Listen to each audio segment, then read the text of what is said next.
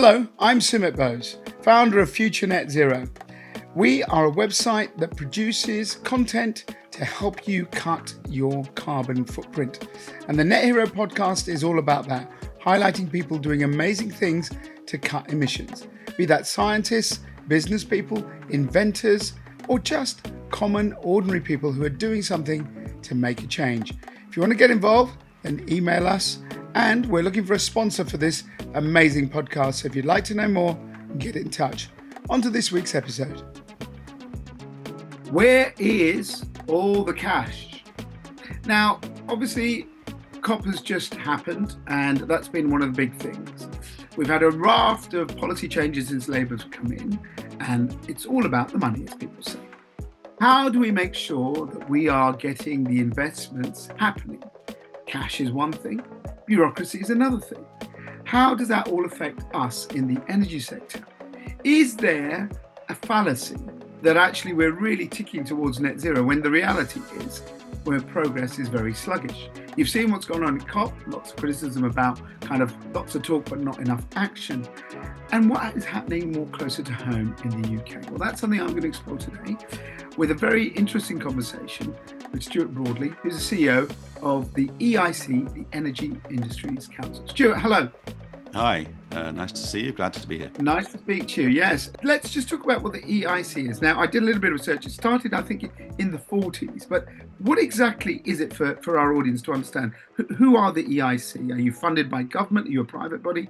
What do you do? EIC stands for Energy Industries Council. It's the fifth largest energy supply chain trade association in the world with nearly 1,000 members. We're a not-for-profit. We're not funded by government. All our money comes through membership fees and events we run. Our job, and it has been really ever since we started in 1943, so yes, we're 81 years old, is to help companies to understand energy markets and the opportunities within them, and then to win more business. So if you call us a trade association, we are all about increasing trade domestically and all around the world. And it's an energy focus, but all energy sectors. Are your members UK based, or is it all over the world? All over the world. Wow. So about 50% are UK based and about 50% are in other energy hubs around the world. And what sort of companies would be members? Well, we have companies ranging from the very biggest energy companies in the world in membership, like Aramco and ADNOC and BP, Shell, and so on, Exxon.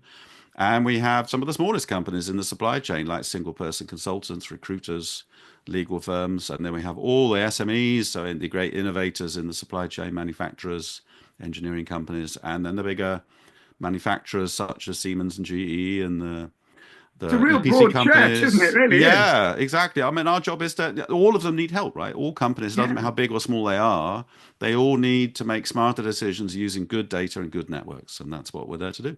If you look at, organizations like yourselves, and obviously the Energy Institute's been around for a long time and all of that, they were all formed really in a world that was very different, a world of petroleum. And that was the fuel source and a bit of coal as well. Before we go into kind of exploring the issues of policy and data and stuff that we're going to talk about, just so we can take our viewers and listeners through this, when did the EIC start to see a shift in the global picture? Because, you go back, I don't know, how long have you been there personally, by the way?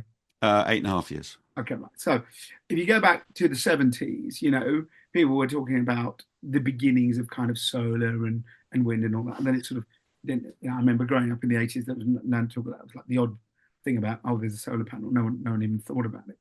As a global organization, when did you start to see the beginnings of this energy transition? When would you say you started to notice that?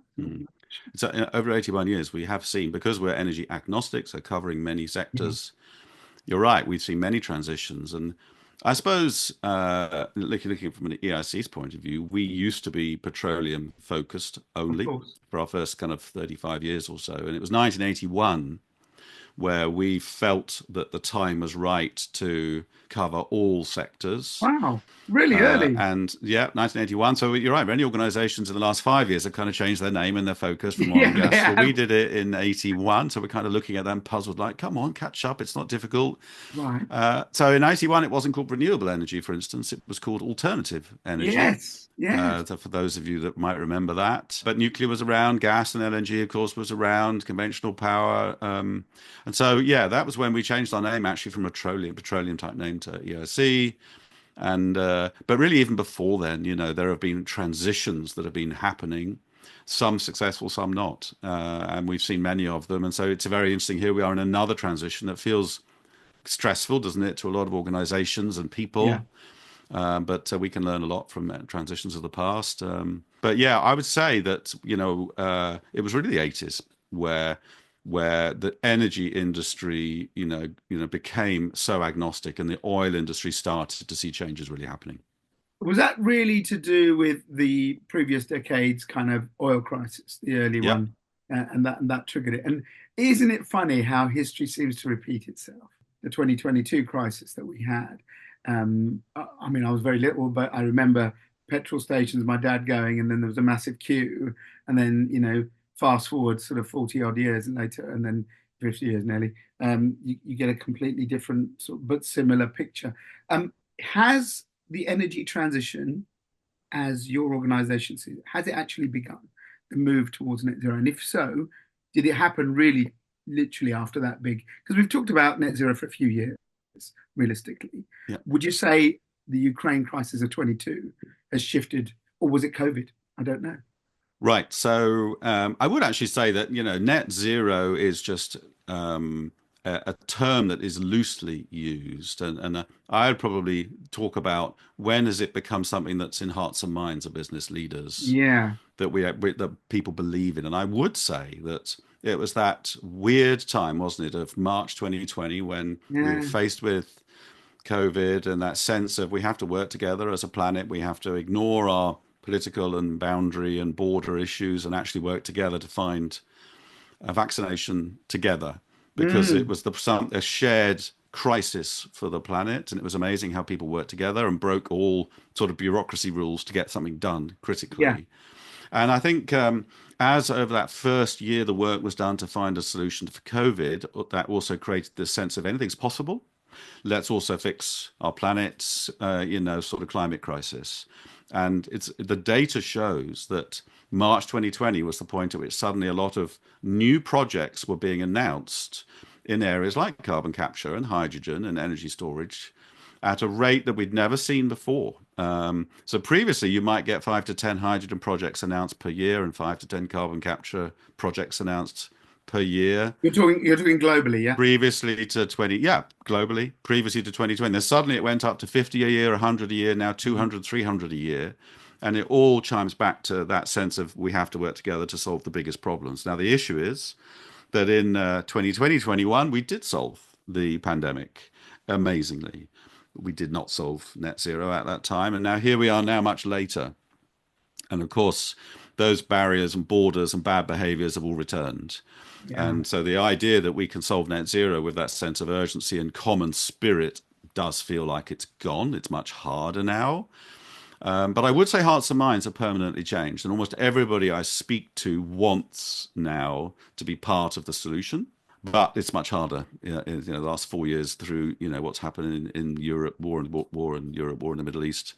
I think also just cost issues, Of course. the issue of now we can't just say, well, someone will pay for it next year, which is what it was like, of course, in 2020, 21. Yeah. Not We're anymore. You've paying got for to it be now. accountable. We're paying for it. And any more Yeah. decisions that involve, you know, debt and people being worse off, you've got to explain it and you've got to get approval for it. And that's very hard to do. Business attitudes. So, you remember you've been around, so you said 8, 9 years, and I don't know if you worked in I've industry. been around a bit longer than that, to be honest. Yeah, but I've been at EIC for 8 and a half You years. I've look been in very the good for energy your age. energy industry for more than 30 years. Yeah. Right. So you remember the trilemma, right? So Yeah. we've Hmm. I've only been in it since 2010, and I remember the trilemma. And one of the trilemma parts was sustainability. Would you agree with me that when Theresa May set the net zero target as her last act back in 2019, do you think that And then obviously we had the pandemic pretty much off that. Do you think that having a target change what a business would say? Because a business would say, yeah, I'm being green, right? I'm offsetting or I'm doing stuff and this is me being sustainable. Now you have a target which says be net zero by this point in time. Did you notice a change in your members? Did you notice a change in kind of attitudes to say, actually, sustainability now equivalent is cut emissions equivalent to net zero? We got a target that makes us more crystallized in what we do. I think yes, probably there was an element of, again, it's kind of 2019, 2021, so including COP26, which of course was Yeah, hosted in Glasgow. yeah, I was there. Yeah, There what? Yep, there what? Me too. It was a sort of, well, I was expecting a festival feel. It didn't feel like that, but anyway, no, that's another subject. So I think you're right that there was really a strong leadership, a commitment, including legally binding targets put in place. One of the first countries, maybe the first country in the world, to really do it in such a way in the UK. And that did, I think, lead a lot of organizations, whether they were, investors or engineering companies and others, to say, oh, now's the time. This was absolutely also driven by that COP sense of, there's a global sort of move towards common deadlines. It wasn't just the yes, UK. And it was absolutely driven by the COVID sense of anything seems possible right now. Let's do the hardest challenge. Let's do net zero. Then, of course, what happened is companies started to make investments based upon the pledge, the promise, the hope that, okay, it's happening. Let's go, go, go. And a lot of yeah. companies started making their own pledges to their shareholders, to their staff.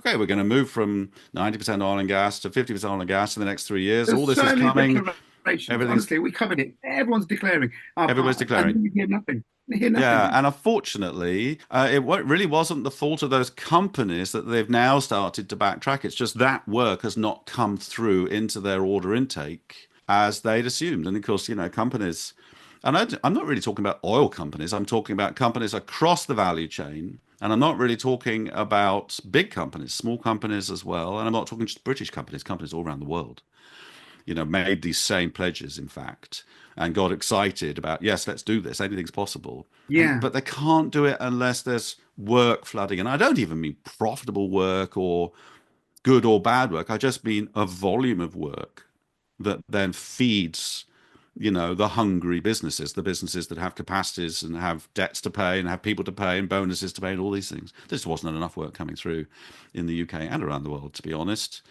And so that quickly started to make companies feel like, I've overinvested here. I've got myself in trouble. I've overpromised to my shareholders. yeah, And so, of course, it becomes then a problem for those companies to say, well, I believed and I still believe in the concept of net zero, but I'm now not able to deliver on what I promised because I just can't find the work.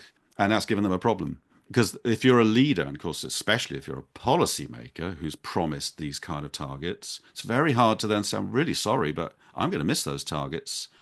It doesn't feel like my fault, but I feel terrible about saying it, but I'm going to miss the targets.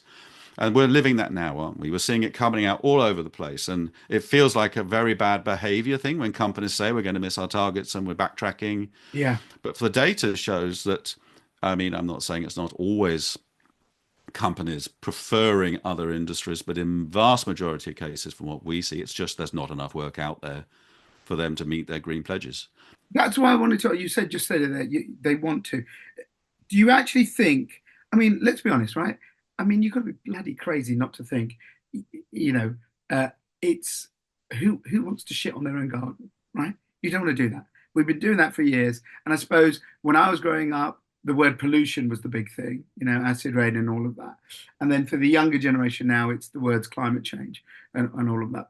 But the reality is, businesses have always known, not just business, everything, the human behavior. We have an effect on this planet, from overfishing to whatever we're doing, and it's always been pretty. Poor old planet Earth has had it, a bit of it, but she recovers. Do you think now, because young people are the consumers of the future, social media, because of this kind of COVID, as you said, the kind of coalescence of the world for that brief time, that businesses, you're right, they're not doing what they should do, but they still want to. That's what I'm trying to get. Do you think that there is this still thing that actually want to be cleaner? Because most business people I speak to, obviously future net zero people, they're kind of self-selecting. But why has this happened? Could it be that it's policymakers who are always in just for 5 years, and that's what it is? They've kind of lost their bottle. Is it because finance companies haven't coughed up the money? Is it because of legislation and bureaucracy? Businesses lost their appetite? Or is it just consumers, because they've been hit by this global price crisis, have gone, you know what, I'd like to be green, but frankly, I just want to keep the bills and I'll stick to my gas boiler or I'll stick to my petrol car. What do you think when you talk to your members? What is the reason for this? In a world where that sense of crisis and common urgency that we saw in 2020, 21, anything felt possible, and if anything Yeah, was affordable and all barriers could be broken down. Okay, we're not there now. We know that, and we know why. So now you're right. It's a fair question, I think, to ask kind of, who's got the most accountability to address this, or why is it going wrong, and who's most accountable for that? I think there's two reasons, and I've spent a long time talking to a lot of people about this. I think, firstly, ultimately, all transitions that happen typically happen because they're the most economical outcome. If you look at the introduction of the gas infrastructure into the UK, it was the cheapest solution. If you look at what killed the coal industry, obviously in the UK, yes, of course, there was a kind of a whole Thatcher story to that, but ultimately it's because it was much cheaper to buy coal from overseas than it was to produce mm, locally. So economics again. So, firstly, we're in a world now where things like hydrogen and carbon capture, which are the necessary technologies for the harder to abate sectors in terms of achieving net zero, right now are really expensive, and there are much more economical solutions to run industries and transport. And the carrot and stick is just not working right now to say, well, we're going to make it so painful now that therefore using carbon capture and hydrogen is now the most economical, because no policymaker is brave enough to say you're going to have 4 times the cost, because ultimately that flows through to the consumer. So the consumers will no longer pay 4 times the no, cost, no. because now they care, they see it coming, that it's transparent much more than it was before, and they can't afford it. I think the other issue is erratic policy making. And I think we all know, don't we, that it just in the UK here, we've flip-flopped on oil and gas over the last 5 years. We're pro and then anti, then pro, now we're anti again. And there's such radical shifts from energy security means oil and gas is a critical national asset and we need it desperately to we don't need it at all, and we're going to just import the oil and gas as we can easily. And whatever your philosophy and your political view, I'm not here to comment on that. I'm just saying that flip-flopping, it makes it Yeah, extremely hard for investors to decide whether this is a stable market for them to invest in. So they go to markets like the Middle East, which yeah. have 20-year, 30-year political environments, very stable. And when they make decisions, they tend not to radically flip-flop. And for investors, that's what they like. They say, okay, I can pretty much have a 10-year, 20-year view on what's going to happen to my money and the return on investment. That's what I want. And the UK, unfortunately, has become one of the hardest places to invest in. Not one of the easy. We think, don't we, in the UK, we're one of the easiest places to invest in. It's kind of low risk. We're not corrupt. Everybody, it's a kind of common use of language and legal structures and all these other things. We're not obviously corrupt. Let's put it that way. Well, okay, I'm not going to go down that route. We're not. Yeah, We've become one of the hardest places to make money in, one of the absolutely. hardest places to get investors to be committed to, one of the hardest places to understand. And you've absolutely nailed it. And this is where, I just look back at the sort of 12, 14 years I've been covering it. We've had, the electricity market reform, and then we had we're going to fund solar, feed-in tariffs. And then we had fracking should happen because that gives us energy security. Then we had, no, we shouldn't frack. And then we had, we should do more on gas. No, we shouldn't do oil and gas. And then we should close down rough storage. And then we should open it up again. So let's go to where we are now. We've basically got now a Labour government which is just hell bent on pushing all of this at a cost that they say can be mitigated because of the longer term gain. But the short term pain for businesses will be enormous. So let's look at your members and what they think and what you think of some of the major things. The creation of Greek British Energy, which is basically, very simply, if you don't know what it's about, it's we'll build loads of stuff, we'll guarantee it, says the government, but you put the money in private sector, but there'll be certain rules. Pledge that happened at COP to get to 81% reductions by 2035. The creation of the net zero grid, the clean grid by 2030. Massive, massive moves. the ripping up of planning laws, the creation of endless wind farms, and all of this, where do your members sit where they've gone from perhaps a government in the past that was kind of trying to push, but being aware of all these things, to a government that said, right, this is our radicalized view, which is the view a lot of people do share, and we just got to get on with it, and to hell with it, and to hell with the cost because we can afford it because we'll stop importing, and it's very commendable because who wants to have imported gas if you can have homegrown power? But I don't know if they're backing the right horses at the right time, and also there's a lot of legislation that's hit everyone. You just talked about that policy flip-flopping. So taking all of that, where do you see what Labour's done in its first kind of 100 odd days affecting your members? The thing I'd say is I think that the UK should be congratulated for being the first G20 nation, which happened in February this year, to achieve a 50% cut in its emissions from the 1990 starting point. And that's actually been happening over that period by successive policymakers who have pushed hard, particularly on renewable power generation. Yeah, absolutely. So I think that we're very much in this sort of snapshot view of world, aren't we now? Which is, well, forget about the past, what we get. But I think we should feel as I a agree with you. country we've done well We've done very well. so far. And we did attract investment because a lot of that work was not just done by domestic investors, but by international investors. That's the first thing. So here we are now, though. You're right. We're looking forward, saying, well, that's fine, but what next? And now new targets are being set. That's 81% by 2035. It was 78%. So it's a slight toughening of the target. So now I think you asked the question, do targets matter? Or is it more about just creating this, again, trying to recreate the sense of urgency that we've been talking about that's lost now? The sense of we're all walking, together to achieve this goal. And I would say that I think here we are now, just COP29, I guess, having just finished, that, the challenge that COP has is it uses language, which is, we've all got a common end goal here, and which is by 2050 we have to reach net zero as a planet to achieve this 1.5 degree max temperature increase. We all understand that, right? But what's that very simplistic approach assumes then that all countries, and in fact all companies, can get to that endpoint with a kind of equal amount of work and hassle and money. And Spot on. it's actually very hard to do that because we all start, don't we, from our own unique starting point, whether we're a company or a country. Some Yes. countries are largely already net zero, others are miles away from it. Of course. Some countries have lots of money, have used their natural resources to their advantage. Others just feel like they haven't even started using their natural resources yet. They want to right to do that.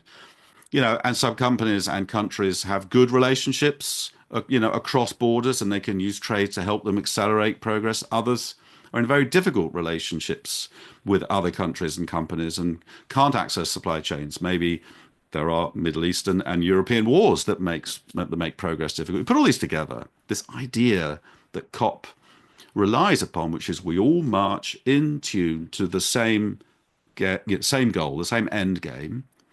I think is part of the tension that we're all feeling, which is, well, it's different for me and it's different for them, and easier for them, and it's harder for me. And I think it's actually becoming an unhelpful language to use. That we all march to the same tune, to the same end game. So that's the first thing I would say in this kind of, Yeah. when the Labour government is now tightening targets, being more ambitious. Well, that's a kind of UK view.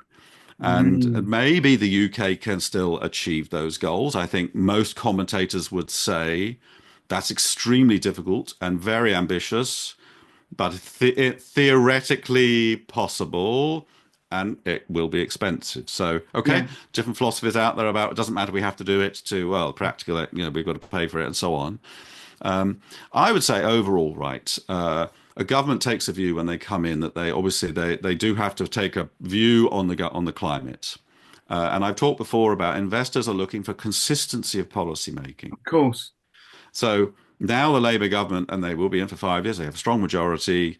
They've made this pledge. Actually, they probably need to stick to it, even though I would have a lot of companies in my membership saying it's not helpful for me, this commitment, because it's not recognizing the fact that Oil and gas is still the majority of the work, and the renewable business is not going fast enough, and we're going to have a sort of gap Yeah. between when the renewable work comes and what I do with oil and gas now. And what I say to those companies, by the way, is like, well, what do I do now in this interim is export your way out of the crisis. UK Mm. is only 2% of the world's energy market. Yeah. Go to the 98% that's outside. So I think using that logic, this government should stick to its strategy, deliver it, don't miss those targets, and that provides investor stability, and we're more likely then to drive costs down with that sense of, okay, I think this is serious and I think it's stable. I'm going to invest in it. That kind of becomes a self-fulfilling prophecy of this can now work because we're starting to believe in it again. And that brings in the money, and oh, we've just achieved another project and another FID. So FID, I haven't talked about that much yet. So final investment decision. This concept of when is net zero real? Because we read about it so much in the press. And policymakers talk about it all the time, don't they?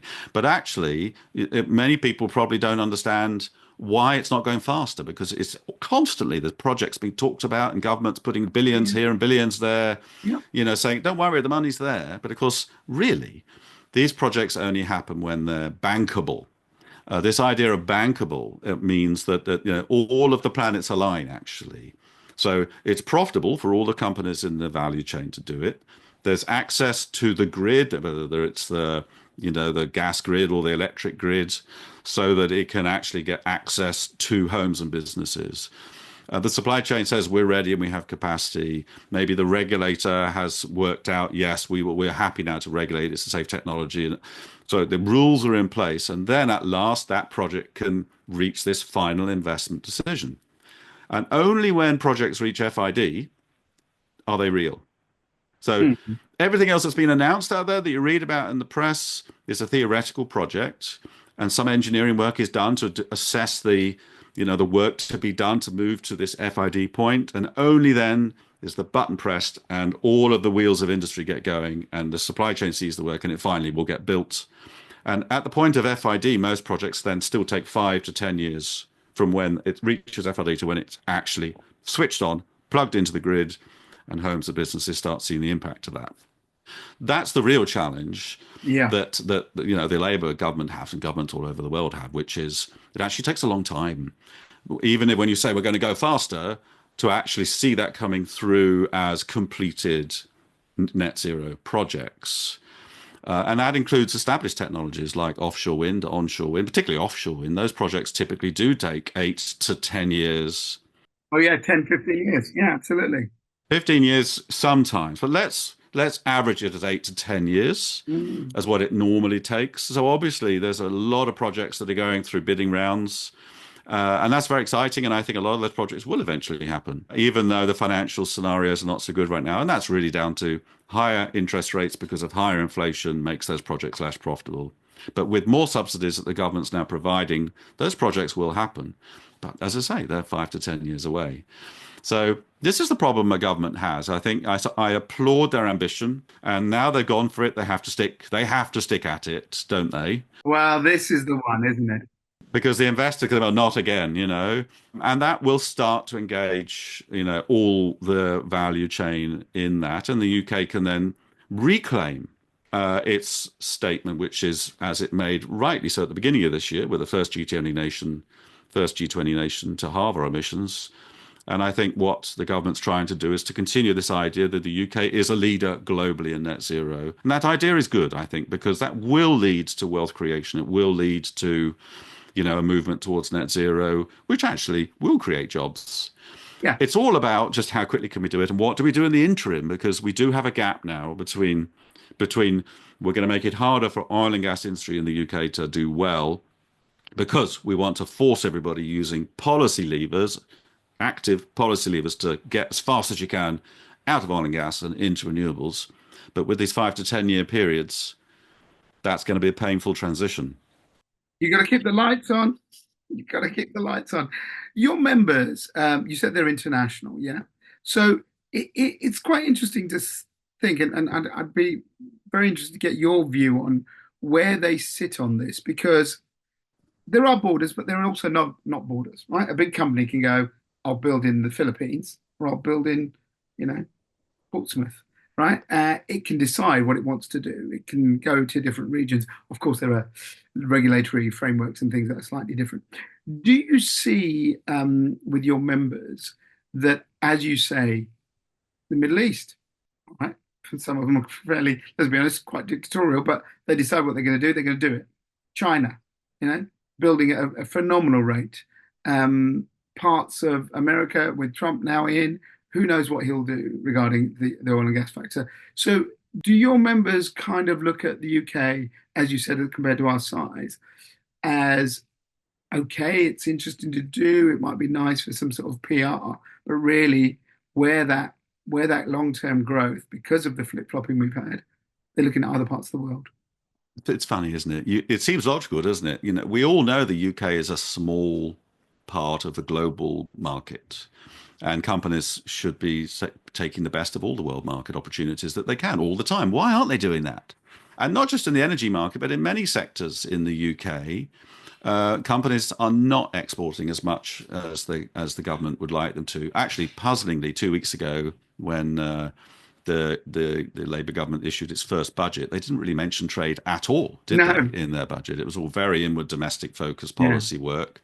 So I think both the government and industry as a whole needs to put more focus on taking advantage of the global opportunities that are there, of course. But the truth is that it's actually, of course, quite hard to develop new export markets.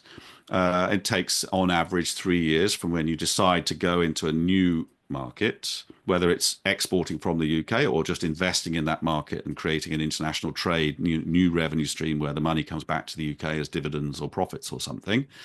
It does take 3 years from when you press the button to when you actually start to see some value out of that, on average.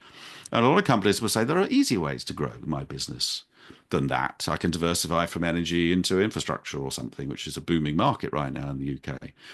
Or I can try and innovate some kind of new technology, bring AI into the mix or something, and try and make money in different ways. The truth is, though, that even though companies know there seem to be faster ways of growing their business, the UK is kind of not an easy place to make money, full stop, right now, no matter what strategy you use. And therefore, we are actively encouraging companies to look outside the UK for growth, not in the UK.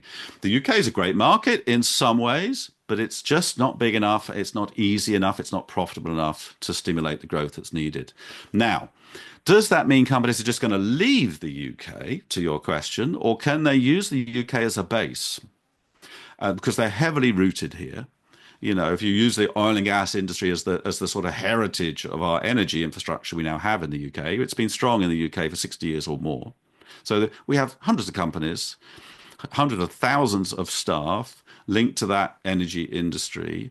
They're not all just going to move to the Middle East or to the US, are they? Of course not. So it is about finding a smart way to say, okay, we nurture what we've got in the UK. We invest smartly and root it in the UK, root those jobs and capabilities so we don't lose them.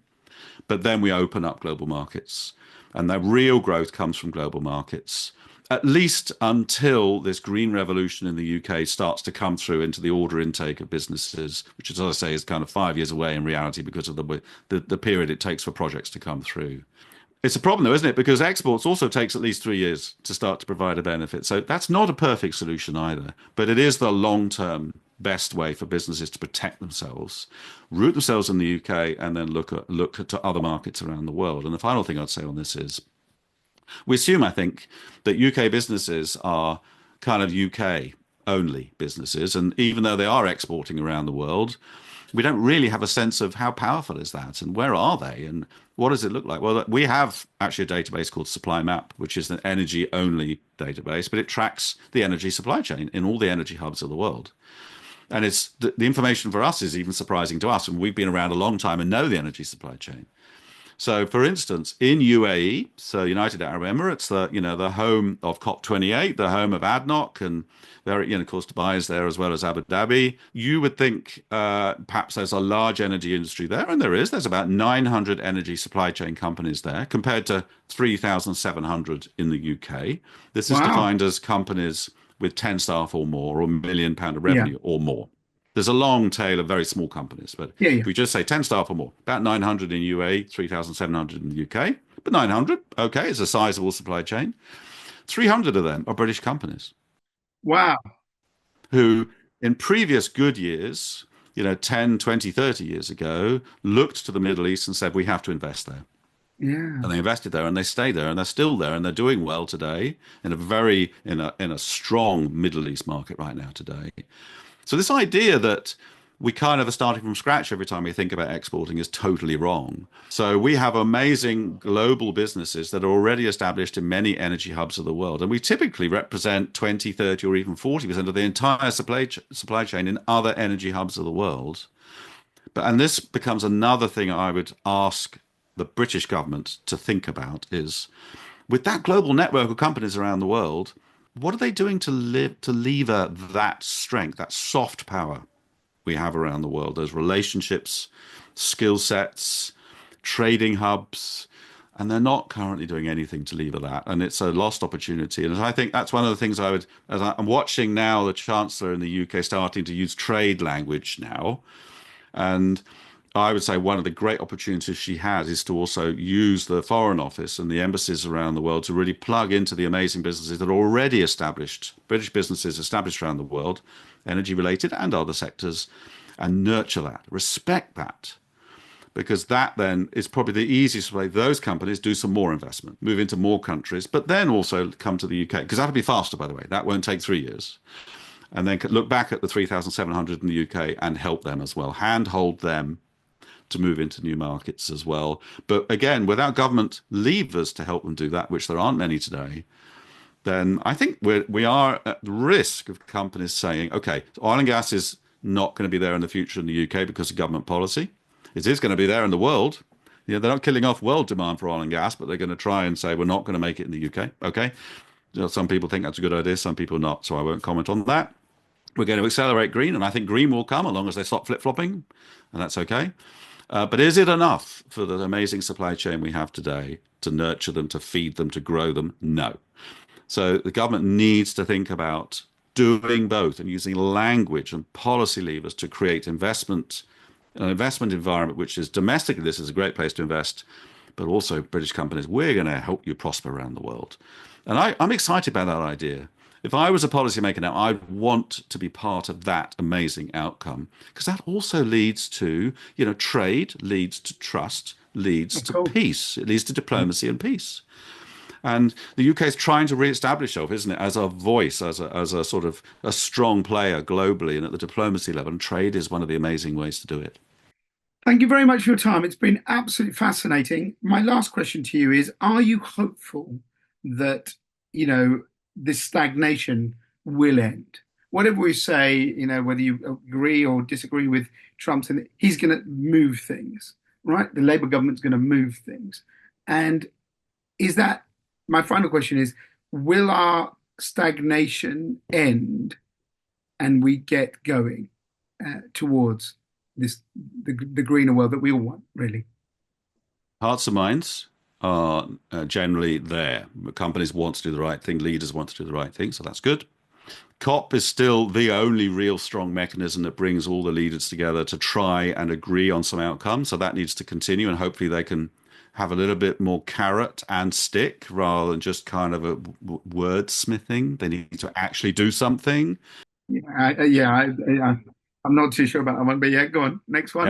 Many would. I think it's worrying, isn't it, how the Yeah. power of COP is diluted a bit now. And I think okay, if you look at the leadership style and behavior and belief is there. There are big mechanics out there trying to create this sense of common understanding and urgency. But in reality, our view is it's about still money.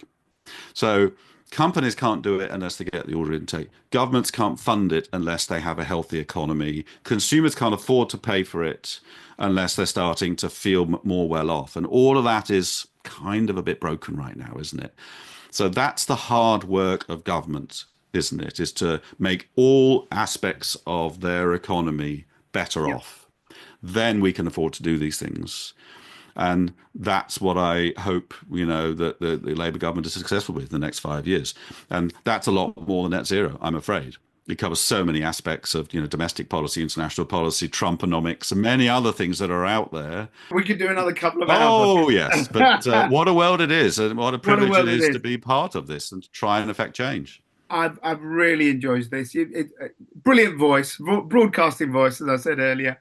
Great stuff. If people want to find out more about the EIC, check out their website, the Energy Industries Council.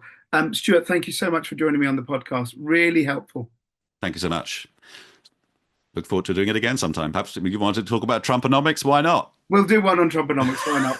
Have a think, ladies and gents. Have a listen. Tell me what you think. Get in touch with us on social media. And remember, if you want to be on the podcast, then just email nethero@futurenetzero.com. I'll see you on the next episode. You've just heard the Net Hero podcast from futurenetzero.com. Join us as we help you find ways to cut your carbon footprint as we head towards net zero. Subscribe and follow us on social media. futurenetzero.com. Better business, better planet.